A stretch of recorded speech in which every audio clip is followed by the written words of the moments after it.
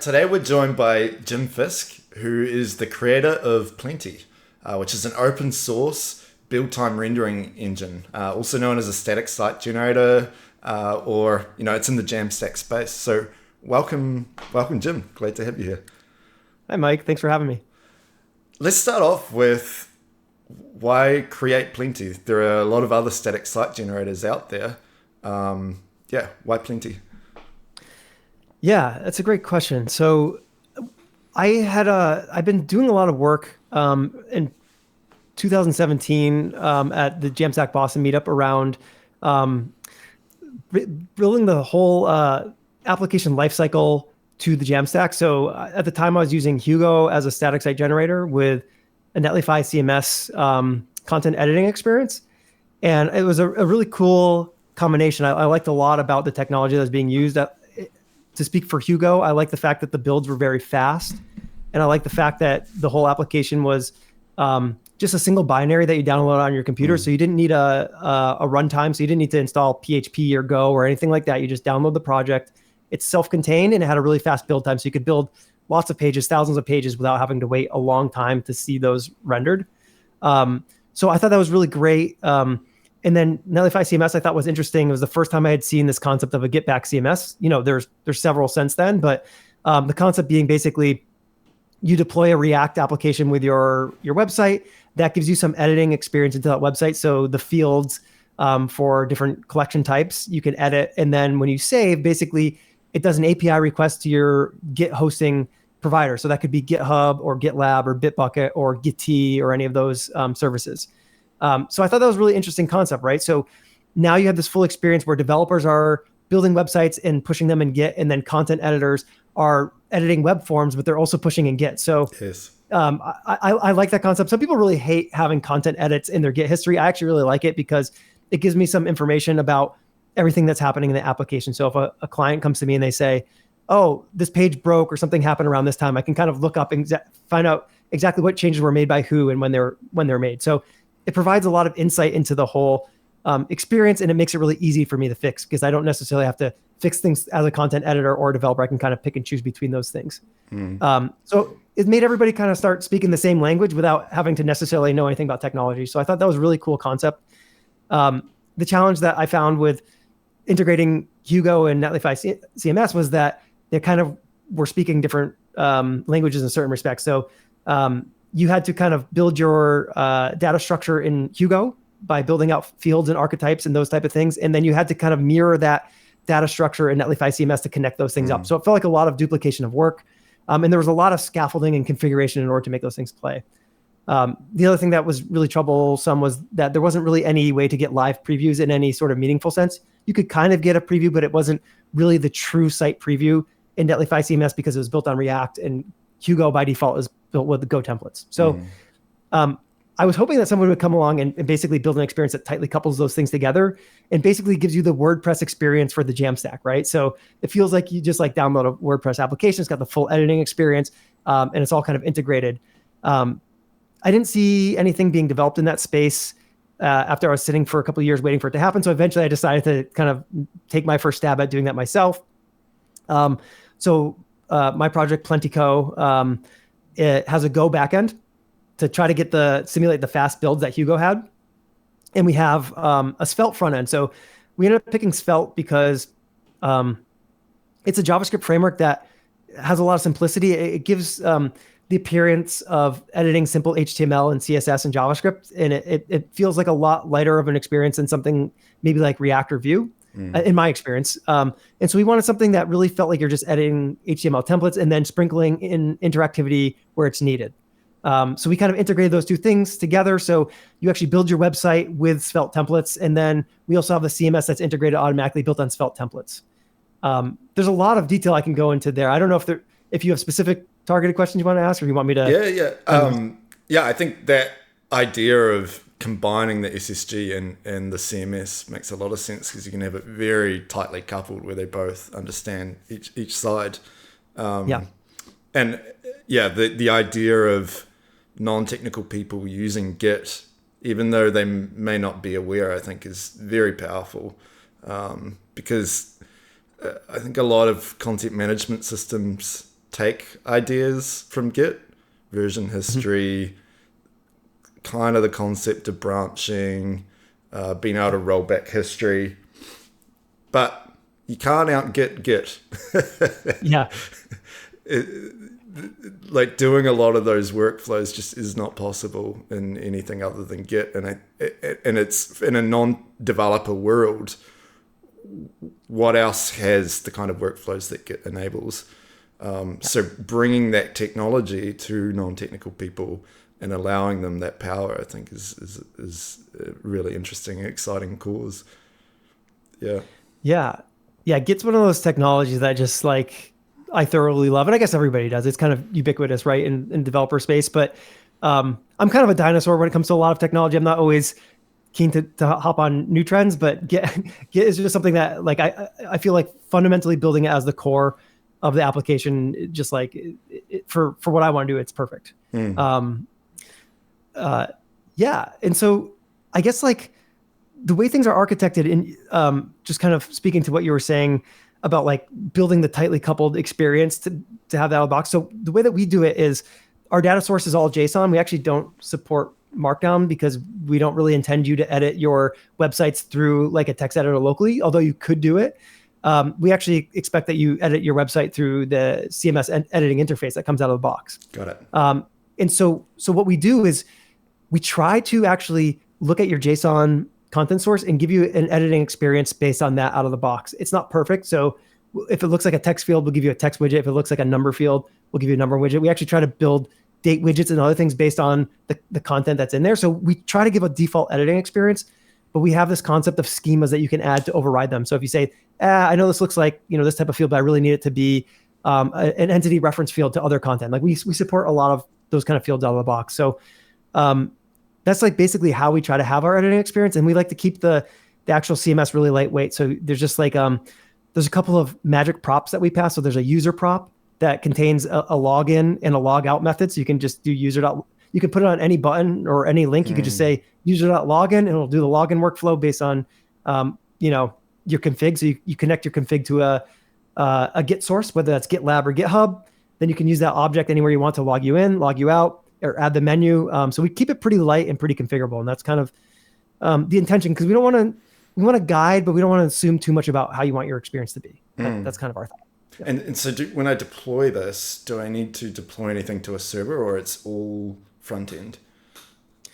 So it all lives front end. Yeah, that's kind of the beauty of it. So the typical workflow, we'll use GitLab because that's supported today. So if you have a GitLab repository and that's your project, basically what you would do is you would set up a CI/CD pipeline, so a continuous integration pipeline. And for people who aren't familiar with that, basically what happens is when you push new changes to your repository, it looks for those changes, and if it finds them, it's essentially spins up a Docker container in the background and does the builds and the other things. So we pre-render the whole site. So the Docker container spins up, builds the whole site, and deploys it to your host. In this case, I just use GitLab pages, right? So GitLab pages, GitHub pages. And so you get that full life cycle, right? So essentially I visit the front end of my website, which is hosted on GitLab pages. I log in, it authenticates using OAuth to GitLab. So I already have the account, right? So it authenticates there. Then it shows me an editing interface. I can change some things. I can press save.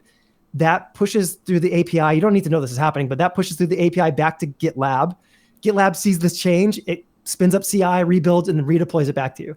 So you get this full cycle where you just feel like you're editing a website like WordPress, but you're not hosting a server on AWS or anything like that. It's all just happening right in the GitLab pages, GitLab workflow. Yeah, very cool. So, that's awesome. Yeah. And how are people using Plenti, and what kind of use cases are you seeing? Yeah, I mean, so we're using it right now for a couple of pretty complicated enterprise apps that are launching soon. They're more complicated than most people are probably doing with it. We have a Pocket-based database backend, authentication, payments via Stripe. So our apps are pretty complicated, but I'm not seeing many people using it at that level. And I totally understand, because it's a painful experience to build out all that sometimes. But the use case where I'm seeing people using it these days are mostly like small community-based websites. So I've seen people using it for like their like kids like soccer team, nice, or like a local like government thing. Or there's another guy who's pretty active in the project who's has, some consulting services where he's deploying this for people in the community in the same way. So I think that's typically where it's being used. And honestly, I think that's mainly where it shines today is kind of small community sites where somebody basically wants a website that they don't want to pay maintenance for. So you can build the site, put it on GitLab for free. You can give them a login, and then they can make edits forever without having to pay anything. And it's kind of like a set it and forget it site until if something changes in the future, you could always go back and edit it. But that's the main use case I'm seeing. Smaller sites. We don't have any like crazy large content sites, and I think that's mainly because the way that we're building the Svelte templates. So Svelte is a compiled JavaScript project, and the compiler is built in Node.js. So we actually have to run a kind of complicated project on the process on the back end to do that. So we spin up a V8 instance, and we actually compile the JavaScript code there. And there's some performance issues at large scale. So right now, as it stands, Plenti is probably not the framework for a content heavy site where you're trying to get 5,000 pages out. In the future, we have some interesting ideas about addressing that. So we want to be that kind of site. I think that Plenti would be perfect for that. But right now, we don't see that as a large use case because our performance kind of hockey sticks in a bad way when it gets to the upper limit of things, just because of the way that we're running things in V8 today. Got it. And the rest of the framework's Go based, right? So the bottleneck is like purely that V8 like Svelte building side. That is the bottleneck, but it's by far, like everything else happens pretty fast because it's all Go. The read and writes and everything like that are super fast. The compilation step by far is the bottleneck. And it's not the most performant thing that we'd want in the world, right? But I think for now, for the smaller sites, the trade-off is good because the Svelte editing experience is really nice. You get interactivity without a lot of, high-level JavaScript knowledge. You get scoped styles. You get like simple HTML components. So in terms of that, like I think the experience, in my opinion, is much nicer than like a Go template would be, which has kind of weird nuance around context and things like that. So I think that experience is easier, but it comes with a performance degradation. So that's kind of like the double-edged sword of it. So let's talk about that. So, the thing that comes to my mind to compare it to is Hugo, because it's another Go-based SSG. So in Hugo, let's say I was building a blog page, I would have a content folder with markdown files with the blog content, maybe some front matter with the metadata. And then I would use Go templating to have the blog index page to output all the posts and maybe some pagination. And then I would have another layout for the blog posts, and I can make it look pretty with a subscribe button and everything. So how would that work in Plenti if I'm not using Go templating? Or can I do that in Plenti? So it works very similarly. We made some architectural decisions consciously Hugo has a lot of defined characteristics, right? So for instance, even if you're in a content markdown file, you have front matter in there, which you can have defined terms, and then you can specify, but there's certain keys that are part of the API, right? So like a title field, and then you can define your own keys, and then when you pull them out of your template, you have to use this params type object to pull them out. So there's a lot of nuance. I think what we did is more transparent and simple. So we have no defined keys whatsoever. Okay. We, similar to Hugo, we have a content folder. We do not do markdown files. We do only JSON files, but you can put any key structure you want in there. It's not like you put a title, you put whatever, literally define it any way you want. You can nest it as much as you want. You can use arrays, whatever. As long as it's valid JSON, it's valid for us. And that was a conscious decision because, we thought that at some point it might be pretty popular to be pulling from third-party APIs to build your site. So for instance, the project that I talked about previously with you about at the city of Boston, where we pulled 1,600 pages of content, we were pulling that from like Access databases and all these different sources. It'd be nice if you could just pull JSON from an API and then build your site off of it. Like sometimes you interact with APIs that you have no control over, right? So we allow you don't have to pull the API, transform it into a thing that we understand and then put it in the site. You literally just pull it as it is and build your site off of it. So that's kind of our thought process there. So no defined keys in the content source, but you do have a content folder. You have different content types if you want. So you could have an events folder that has a bunch of event nodes. You could have a news folder that has a bunch of news nodes. You could have an aggregate page. You could have a page that's like all our events. And then essentially you have templates on the other side. So in your layouts folder, you can define layouts for those different things. So you could have an aggregate layout. You could have an individual layout. The difference is instead of defining these in Hugo template files, you define these in Svelte files. Interesting. Which again, in my opinion, is a nicer editing experience because you get lots that you don't get with the Hugo. So first of all, you get those top level variables. So if you define a content source as like title, date, whatever, you just pull that out. You don't have to get it from params or do any weird context thing. You just pull that, it's just available to you at the top level. Pull into your templates. And then you get scope styles to those individual things. So you can write CSS style and it scopes to that individual component. So it doesn't bleed into other aspects of your application. And you also get reactivity built in. So if you have like counters or this or that, you don't have to do query selectors and lots of separate JavaScript. You can literally just be like, my counter equals 0. And when I click this button, it equals 0 plus, or, previous value plus 1. So I think in that way, the experience is nicer. Where Hugo shines, obviously maturity. Hugo's a lot more mature. It had a lot more battle testing and that kind of thing. So it definitely wins there. And then compilation times are just far better than ours. So, I mean, and I don't want this to be an attack. I love Hugo. I don't want this to be an attack on Hugo, but I do think there are places where we diverge. And in some ways, I think, the experience is Plenti is nicer, but in other ways it's not. Yeah. So. And I think that's what makes a good static site generator is like strong opinions, because if it tries to be all things to everyone, then it's nothing to no one. And there's so much room in the space to have those opinions and build a project around it. I think it makes a lot of sense. I think the Svelte templating, that's something I struggle with Hugo for sure, is the Go templating. I think a lot of newcomers do, is it's, if you're coming from a liquid world or, it takes a while to get your head around it. And Svelte is a lot more intuitive to me anyway. Yeah. I did a series on Hugo for the Jamstack Boston meetup that we run. So it was called 20-Minute Hugo. It's on our YouTube if people are interested. But we go through a lot of, trying to build a real component-based architecture in Hugo is, you can do it. And we did it. And so we did like per component style sheets, and we showed how to loop over these things, and then also do a content-driven component architectures where you can basically, we want it to be so you could define your content how you want, and then that makes the output appear different on the page, right? So I could say, I want to use, a hero image, then a slider, and then a list. And then maybe I want to change the order of that. I could change it in my content and it changes the display.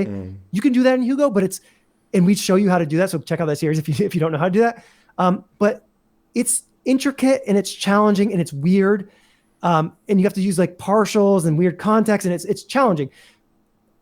On the other hand, with Svelte, Svelte is a component-based architecture by design. So it makes it really simple with a Svelte dynamic component to build that architecture. And I think you get the content-driven approach without having to fight it. And so that's another thing that we want to do, because as far as I'm concerned, developing for the web is mainly content-driven today. And we want our users to basically be able to edit a page and say, I don't like the way this page is arranged. I want this thing up here and I want this thing down here, and I want to add 3 more of these things. And they can click buttons to just build that experience very fast. Yes. So that's kind of our one of our goals for sure. Yeah, I think that the days of I guess WordPress where you just have this block, this is your content text box. Put it all in there, put your images, everything. Oh yeah, the unstructured WYSIWYG. Oh, that's one of the banes of my existence. Yeah. That's how everything. It would be a title up top and then a WYSIWYG. Yeah. Or if you had structure, it would be like, okay, that's the structure and you can't change it. And now it's like, okay, I don't want that there. I want to move these things around.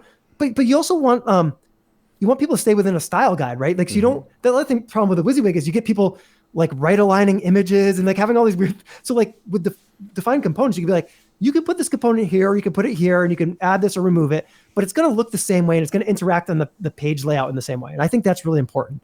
That WYSIWYGs just can't accomplish. Yeah, so. It's dangerous when someone's inserting content and they're like, this has got to be really important. We're going to bold it. We're going to make it red. Yes.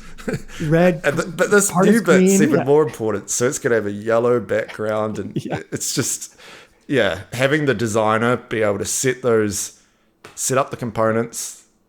These are the tools you have. You have to work in these constraints. I think it's very healthy kind of tension between content writers, design, and development. Yeah. You want flexibility, but constraints. Yeah. No, agreed. Awesome. Yeah. I think the other project that this could be compared to is SvelteKit. which is like a Svelte based. Is it a static site generator? It's one of those ones where it can do static and dynamic, depending on what your needs are. So how does Plenti stand out, or what does it do different than Svelte Kit? Yeah. I mean, Svelte Kit's a great project. Again, it's pretty mature because it has more development effort behind it. But I think we took. I mean, we were out. We were actually out before Svelte Kit. We were back in the Sapper days. I don't know if you remember Sapper. It was like the Svelte Kit precursor. So we were like pretty early to the space when Svelte was like Svelte 3 was just kind of getting in popularity. But we were like a Jamstack first application. So like we by default like work in that architecture versus I think like static exporting in Svelte Kit's more kind of like an afterthought in some ways. Yes. But we also we give that full editing deployable experience out of the box. It's like, so if you wanted a component-based editing architecture with logins and all those things, that Svelte, you have to do some work to have that work versus Plenti is just set up that way. Like it's just, if you were to like download Plenti and do Plenti new site, whatever, and then, Plenti, go into that folder and Plenti serve it, you'll see that like you have an editing experience out of the box. You could just go to the admin page, click that little button. It's kind of it's not that well thought out of a starter, to be honest, but like it shows off some features and you can see how easy it is to get an editing experience. It really is just use your magic prop user.login, place that somewhere. And then locally you can just start editing right away.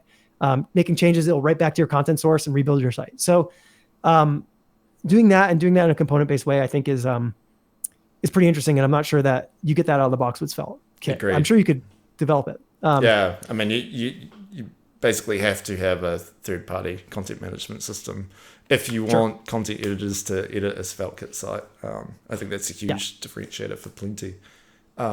Awesome. If people want to try out Plenti or contribute and get involved, how would they do that?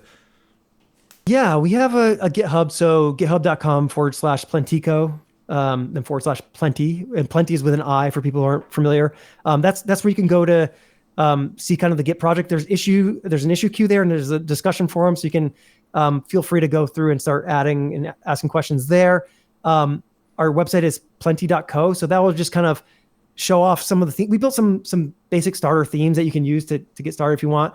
I almost recommend if you're really just trying to understand Plenti to begin with, I wouldn't even bother with themes for now. I would just I would download the project. You can download it with Brew, Homebrew if you're on Mac, or you can download it with Snap if you're on Linux, or you can just download the binary directly. It's like Hugo in the sense that you don't need anything on your computer. You don't need Go, you don't need Node.js, you don't need any of that, even though it has all those support. So you can just download the binary, start up the starter theme and just play around, see if you can make it make sense in any sort of way.